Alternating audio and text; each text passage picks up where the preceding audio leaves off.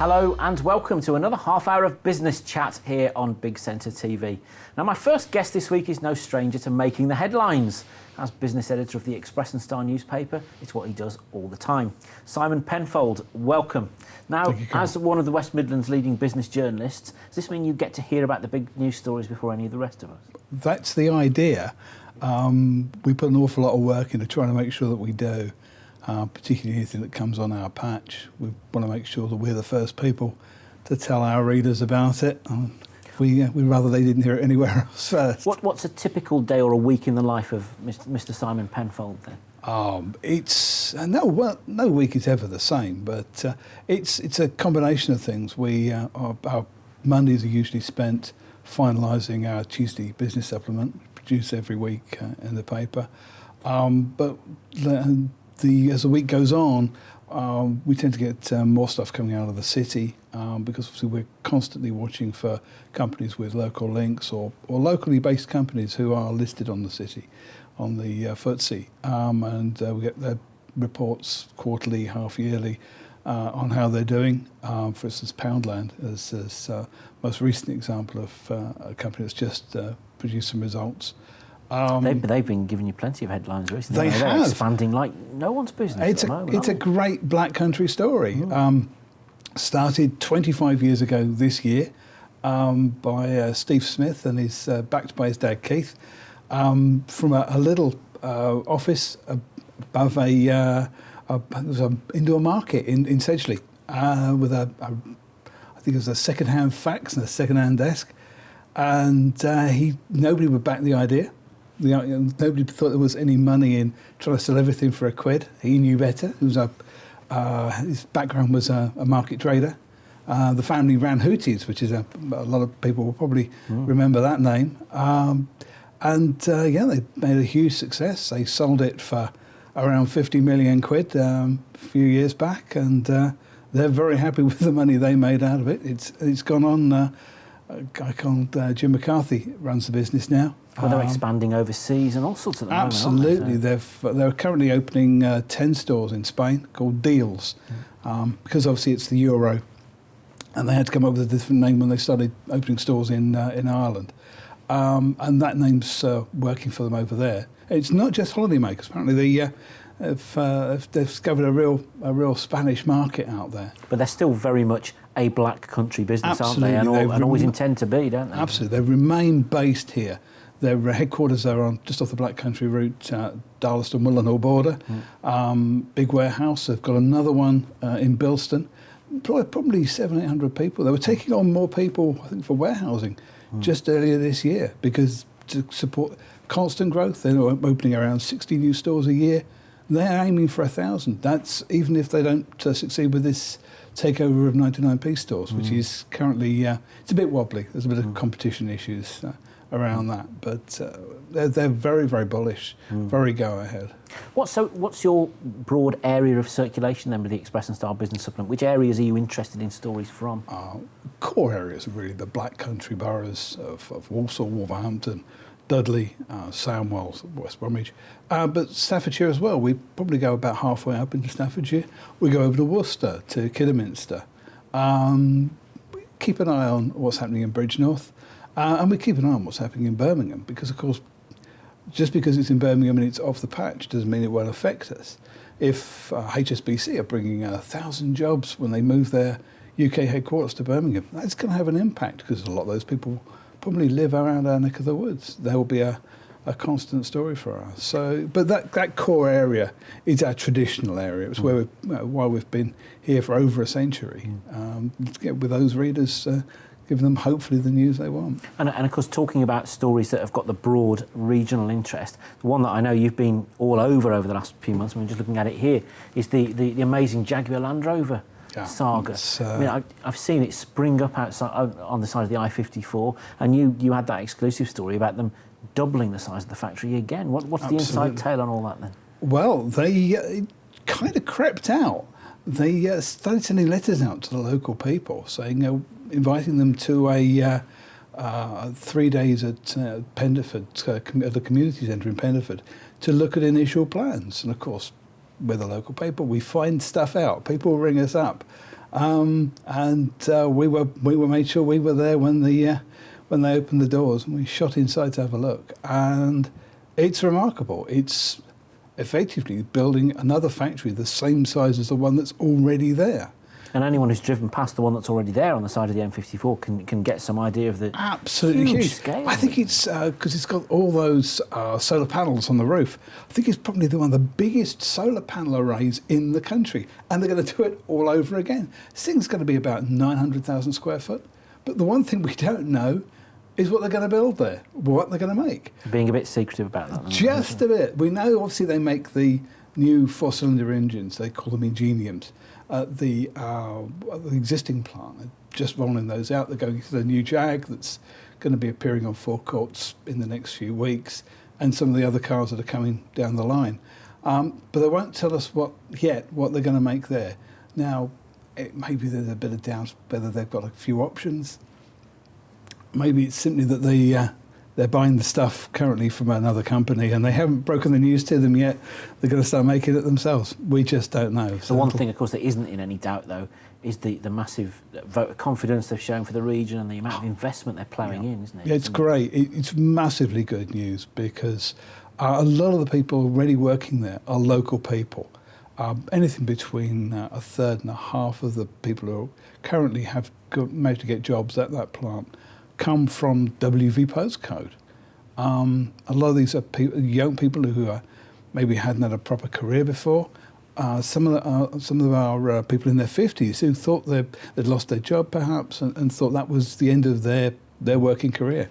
And suddenly they're working for this company. And yeah, as you say, it's a great vote of confidence because they've chosen to be here and they're still pumping money into this area. So manufacturing is probably one of the big tick boxes people would expect a business editor to be all over. But of course, our economy is so multi-layered, isn't it? I noticed a story you wrote about the other day, having a look at what's happening at the new Harvey Nicks at the mailbox. That looks fascinating. Absolutely, retail. It's you're a Harvey Nicks man, are you? No, not quite. As you can see, I like a suit, but Harvey Nicks is a bit beyond my price bracket. But this is really high-tech stuff they're talking about. It is. They're because of course they don't have shop assistants. They have what they call concierges, but it's all online. It's all digital. You walk in, they're showing you stuff through tablets, and it's the whole. Well, it's to some extent Argos are trying to follow the same thing. It's other end of the scale, you might suggest, but they're converting all their. They started converting some of their traditional stores with the old traditional glossy catalogue, and they're replacing those with tablets. This is very much an upscale version of that, of course.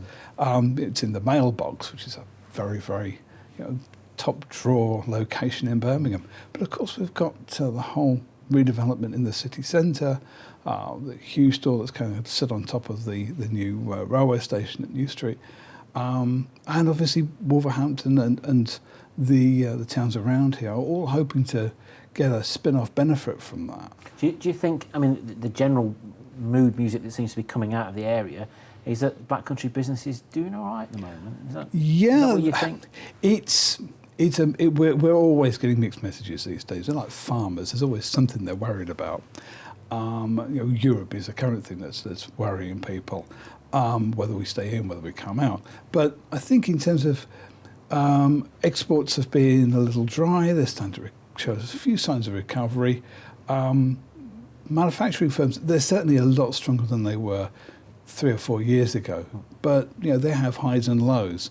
They were very high earlier last year, maybe 12, 18 months later, not so strong. That may be to do with the strength of the pound against the euro. It's always a factor.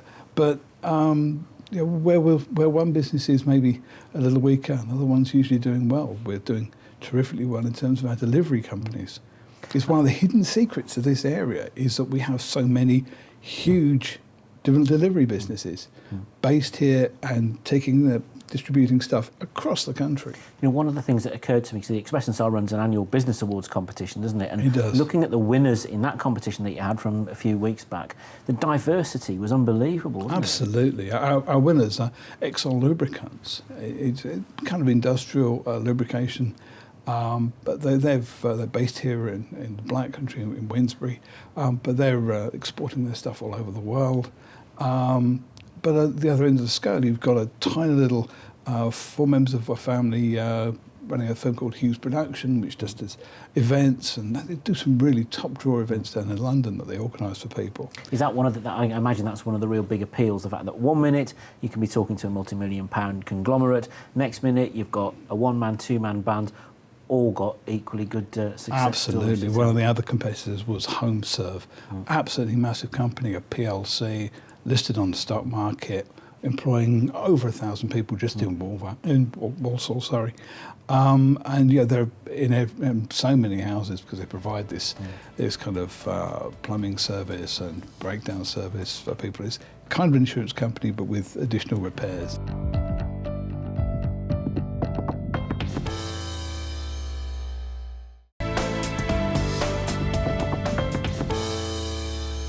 Welcome back. Now, before I introduce my final guest this week, let's take a quick look at some of the companies making the business news headlines. The Chief Executive of Inspired Thinking Group in Birmingham has been named Midlands Entrepreneur of the Year. Simon Ward, who also took home the Technology Prize at the EY Awards, was described by the judges as a serial entrepreneur who isn't afraid to take risks and who's grown his businesses by pioneering new approaches and constantly innovating. He'll now represent the Midlands at the national finals in October. The managing director of a Brierley Hill business joined Prime Minister David Cameron and Chancellor George Osborne at a fact-finding meeting ahead of the July budget. Mike Wheeler expressed his view that a reduction in corporation tax would free up funds for increased direct investment locally, as well as helping to create an environment which favours growing businesses. His company, Auto Styling Truckman, is one of the UK's leading manufacturers of hard tops for pickup trucks and has just invested over £2.7 million in new premises, creating 15 jobs. And talking of investment, a canalside pub in Birmingham, which has been closed for more than a decade, has been given a new lease of life. The Fiddle and Bone on Sheepcote Street has been bought by Earl Whiteman, who already runs the diner and boat tour company Sherborne Wharf. He's now restored the pub to its former glories with the help of a £140,000 loan from Lloyds Bank. And so to my final guest this week. Richard Morris is the founder of a company called the Fit Body Boot Camp. He holds sessions all around the region and has even launched his own organic greens drink. Richard, thank you for joining us. You've had quite a colourful career. You've been a boxer, is that right? Yes. What else have you done before you started out this fitness road? My whole life has been fitness. I started boxing when I was 9 years old. Boxed up until I was about 24. And then I went into boxing coaching, did that for a couple of years, but my passion's always been fitness and training people. So I became a personal trainer back in the year 2000, and it's just literally gone from there, really. So personal trainer 15 years ago, the words personal trainer, what did they mean then and how different is it to what do you think they mean now? Okay, I mean, back in 2000, personal trainer was, when I first got into the industry, there wasn't really many personal trainers out there. It was like personal trainers to celebrities and to, it was the rich and famous that had personal trainers. Now a personal trainer, there's lots of personal trainers working out of a lot of gyms. So, they've got a lot more popular. Is there still a perception, though, that personal trainers are just for the rich and famous? I don't think so anymore. It's become a lot more popular. If you go to gyms, you may get 5 or 6 personal trainers working out of each gym. So a lot of people do have their own trainer now.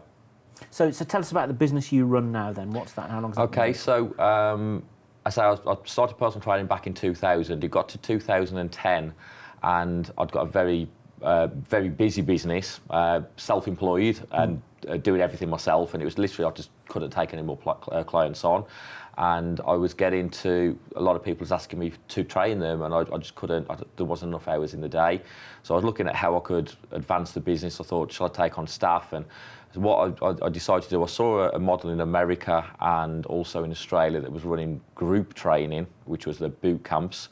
And there was nothing really over in the UK that was doing it. And I thought, well, it looks great, but obviously we're not in the hottest country over here. Is it going to happen? Is it just going to be a seasonal thing? Is it going to be great in the summer, but not really take off in the winter?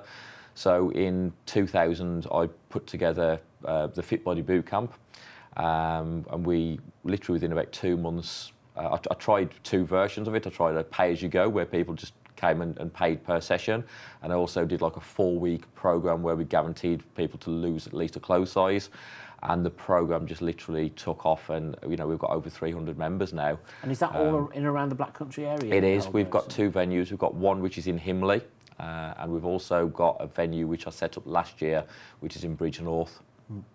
And so, how's the business evolved then over the last couple of years? Is it most of the big growth happened more recently then, has it? Yeah, I mean, it started to take off more or less straight away.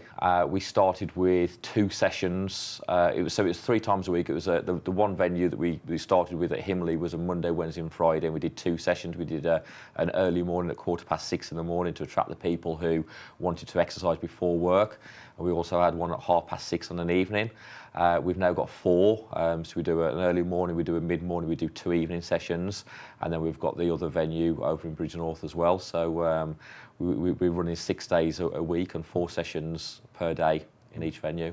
So I'm not a complete couch potato. I play tennis once a week in bits and pieces, but I've never quite understood this business of going to the gym or going to a session before work, first thing in the morning. But it's really popular, isn't it? It is. I mean, there's so many people that do it, and it sets you up for the day as well. The people who You finished me off, I think. yeah, the people who exercise in the morning, it is just a matter of getting up that little bit earlier. But the people who do it, they say that their energy levels are a lot better during the day. They feel as though during work they've got more energy and more concentration levels. So it's just becoming that part of life, getting up a little bit earlier and making time to do it. You must look at some of the news headlines that we've had over the last few months where obesity rates are going up and there's constant worries about how fit or otherwise our young children are, and think, big opportunity for me here then. There's a big market out there. It is. I mean, if you look at the stats, obesity is on the rise, and there's so much misconception. There's so-called health foods out there, low calorie. People don't really know what to do. But I think the kids of today, they're indoors a lot more than what they was going back 20 years ago. They're on their computer consoles, and it's getting worse. So there is a big call for health. And you take people deliberately. You're outdoors, aren't you? We're all of these outdoors, programs are strictly outdoors. Yeah. All weathers, all time of all year. weathers, is it? So, yeah.